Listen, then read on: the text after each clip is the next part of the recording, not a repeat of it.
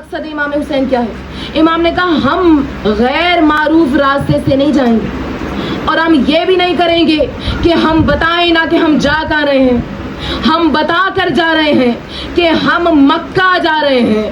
ہم کسی چوری چھپے رات کی تاریکی میں نہیں جائیں گے، بلکہ دن کی روشنی میں اس طرح سے مدینے سے نکلیں گے کہ ہم دنیا کو بتا کے جا رہے ہیں کہ ہم مدینے سے مکہ جا رہے ہیں۔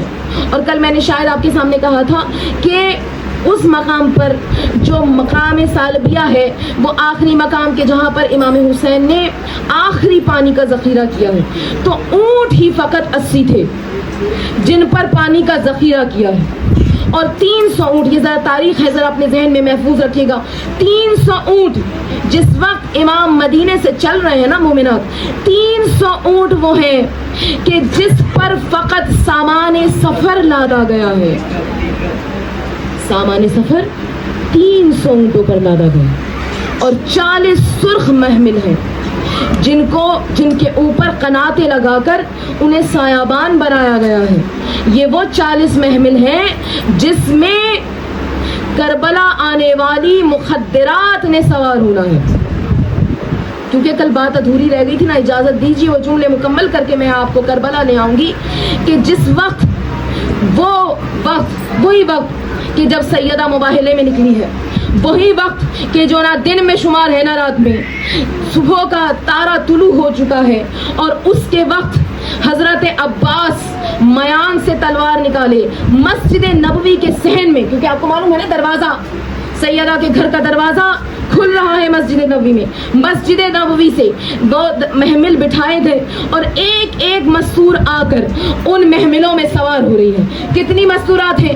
40 محمل ہیں، ہر محمل میں 2 مستورات سوار ہیں، محملوں میں بچے بھی ہیں، گود کے شیرخوار بچے بھی ہیں، 18 دن کا علی اصغر بھی ہے۔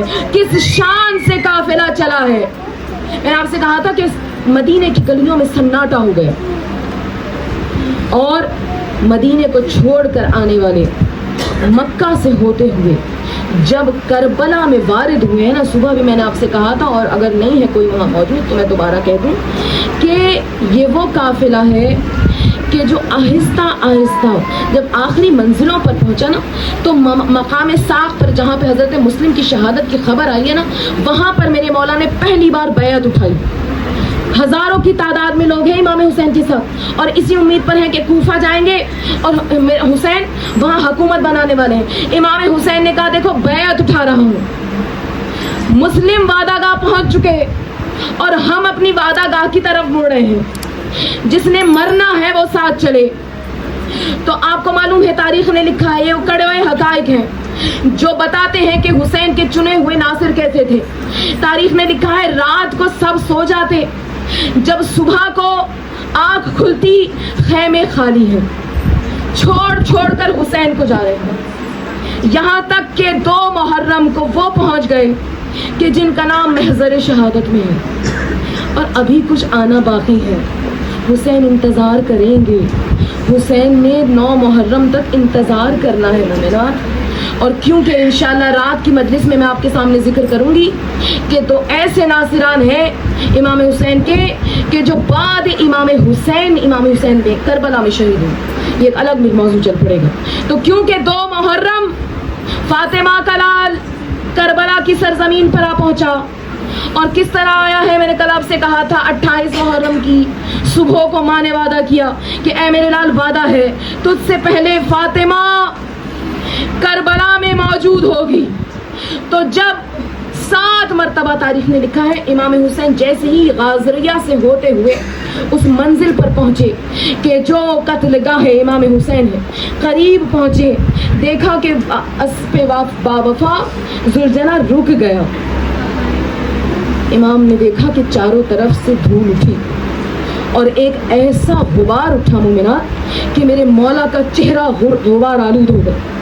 جیسے ہی منظر محمل کی اوٹ سے زینب و کلثوم نے دیکھا نا، تڑپ کر کہا زینب سے کلثوم نے کہ اے ماں جائی، نہ جانے کون سی سرزمین ہے کہ جہاں پر پورے راستے ہم نے اپنے بھائی کے چہرے پر تازگی بھی پائی، ہم نے اپنے بھائی کے چہرے پر سکون بھی پایا۔ نہ جانے کون سی سرزمین ہے کہ جس پہ قدم رکھتے ہی میرے بھائی کا چہرہ आया। कुलसूम ने पर्दे को हटा के कहा, भैया भैया ये कौन सी जमीन है कि जहां पर आते ही दिल लरज रहा है। हुसैन ने जवाब दे गए।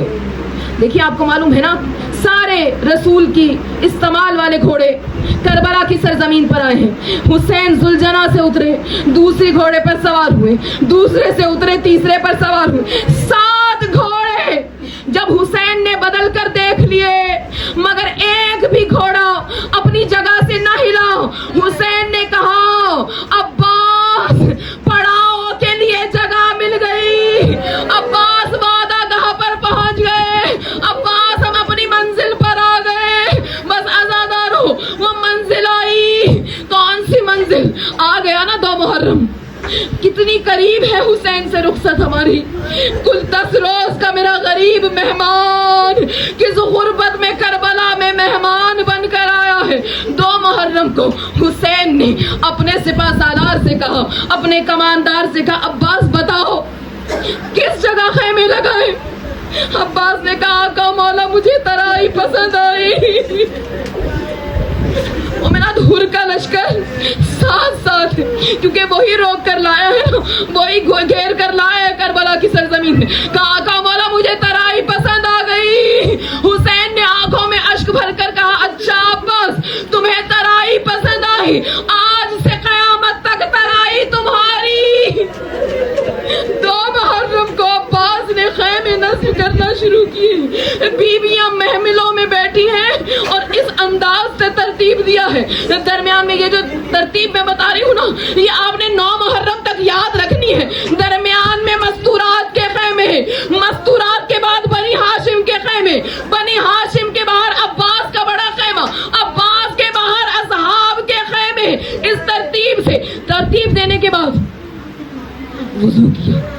मेरे मौला ने उस पानी से वुजू किया कि जिस पानी को अली असगर भी तरसने वाला है। बस अज़ादारों खैमे नस्ब हुए, बीबियां खैमों में इत्मीनान से बैठ गई। अज़ादारों इमाम ने अपने गुलाम से कहा, अतराफ में जो आबादी है वहां के लोगों को बुलाया जाए। अब जो इमाम ने बुलाया ना, कौन सा कबीला आया?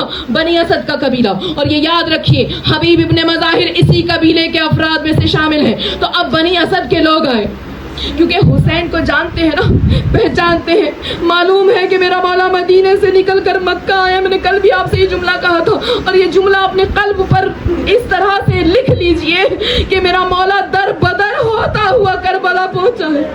मेरा जुमला आसान नहीं है, न जाने कहां कहां से मेरा मौला रास्ते बदलता है। कभी रास्ते बदलवाए जाते हैं। अब जो बनी असद को इत्तला हुई ना कि मेरा मौला हुसैन आया है, नवाज़ाए रसूल आया है, बनी असद के लोग दौड़ दौड़ कर इमाम की कदम बोसी के लिए आ रहे हैं। अब जो बनी असद के लोग आए ना, इमाम ने कहा, देखो हम इस जमीन को खरीदना चाहते हैं, कोई है जो इस जमीन का मालिक हो? का आका मौला इस जमीन को खरीद कर क्या करेंगे? ये तो वो जमीन है कि जिसका नाम ही करबला है। यहाँ पर आकर तो कोई नबी महफूज न रहो, यहाँ आकर कोई वली महफूज न रहो। कहा, ऐ बनी असद के लोगों, हुसैन तुमसे ये जमीन खरीदेगा 60,000 दिरहम, 16 मुरब्बा मील का इलाका मेरे मौला ने खरीदा है। मैं कहती हूँ, मौला आपको मालूम है अब्बास लड़ते लड़ते कहाँ जाएगा? मेरे मौला को मालूम है और मोहम्मद कहाँ तक जाएंगे। मेरे मौला को मालूम है मैं लड़ते लड़ते कहाँ तक जाऊंगा।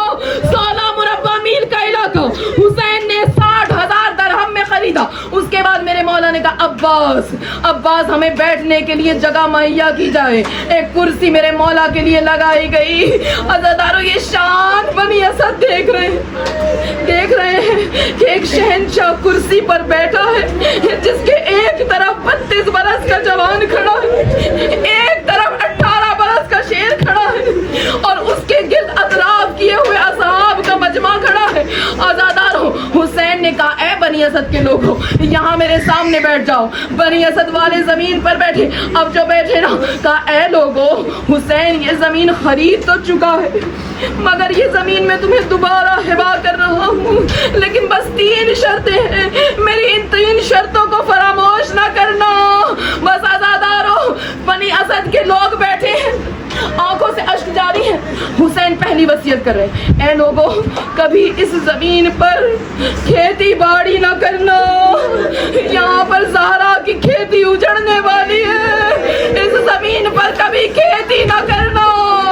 دوسری شرط میرے غریب امام نے، بلکہ شرط نہیں ہے، امام کی وصیتیں ہیں، امام نے کہا اے بنی اسد کے لوگوں 11 محرم کے بعد جو بھی زائر میری قبر پر آئے، میری قبر کے زائر کو 3 روز تک اپنا مہمان رکھ۔ دوسری وصیت، آخری وصیت، اور بس اس کے بعد مجلس تمام ہے۔ بس اس آخری وصیت کے ساتھ ہی حسین کی مظلومیت آپ کو سمجھ آ جائے گی۔ امام نے کہا اے بنی اسد کے لوگوں 11 محرم کو جب یہ زمین خالی ہو جائے نا، کوئی نظر نہ آئے تو ایسا کرنا، تم آنا بیلچے لے کر آنا اور ہماری پامال شدہ لاشوں کو دفنا دینا۔ ہائے عزادارو، وصیتیں کر چکے، اب امام نے کہا جاؤ اپنی گھر کی عورتوں کو بھیجو، ایک پردہ لگاؤ، حسین ایک طرف ہے، تمام بیویاں دوسری طرف بیٹھی ہیں، پیچھے سے زینب سن رہی ہے، حسین بیویوں سے کہہ رہے ہیں اے بنی اسد کی عورتوں، اگر تمہارے مرد حاکم کے خوف سے آ نہ سکے، مظلوم نواسائے رسول سمجھ کر تم ہماری لاشوں کو دفنانا۔ آواز آئی مولا کیسے آئے؟ میرا غریب مولا کہہ رہا ہے اے بیویوں پانی بھرنے کے بہانے آنا اور جتنے پتھر اٹھا سکو ہماری قبروں کو بنا دینا۔ بہن سن رہی ہے، بہن سن رہی ہے، عزادارو بہن غش کھاتی ہے پھر اٹھ جاتی ہے۔ حسین نے کہا اے بیویوں اب تم چلی جاؤ، تمہارے قبیلے کے جتنے بچے ہیں نا انہیں بھیج دو۔ ہائے آخری جملہ میری مجلس کا، مومنات اب جو بنی اسد کے بچے آئے نا، حسین کرسی سے اٹھے، اٹھ کر خاک پر بچوں کے ساتھ بیٹھے، اپنی انگلیوں سے خاک سے کھیلنے لگے۔ اس کے بعد انہوں نے محمد کو بلایا، سکینہ کو بلایا، بلا کر کہا اے بچوں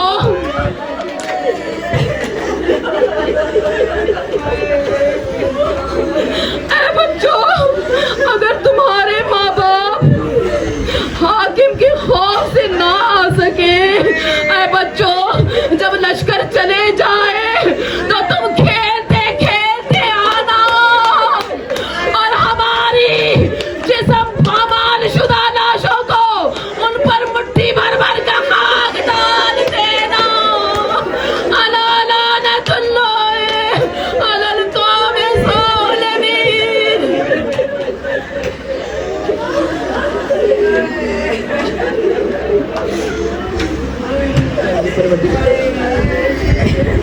واسطہ ہے میرے مولا حسین کی غربت کا کہ جو فقط 10 روز کا مہمان ہے، اے میرے مولا ہمارا پرسہ اپنی بارگاہ میں قبول کرنا۔ اے شہزادی کون ہے اپنے لال کا پرسہ قبول کرنا۔ اے میری بیوی کہ جو حسین سے پہلے کربلا کی سرزمین پر آ گئی، یا اگر میں آپ کو مثال دے کر کہوں کہ ابھی حسین کربلا میں پہنچے نہیں، فاطمہ کی بیٹی اور پوتی عزا خانوں میں آ کر حسرت و یاس سے کہتی ہوں گی زینب یہ جو چراغ روشن ہے یہ شام غریبہ میں بجھ جائیں گے۔ بی بی پرسہ قبول کرنا۔ بی بی ہم آپ سے کچھ نہیں مانگ سکتے، اے میری بی بی بس پرسہ قبول کیجئے، فرش عزا پر بیٹھنا قبول کیجئے۔ اے میری بی بی ان فرش عزا جہاں جہاں بچھ رہے میرے مولا ہماری نسلوں میں بھی اس فرش عزا کو جاری رکھنا۔ بی بی جب تک ہمارا وارث نہ آ جائے میری بی بی فرش عزا امام حسین کا بچھانے کی ہمیں توفیق ہے۔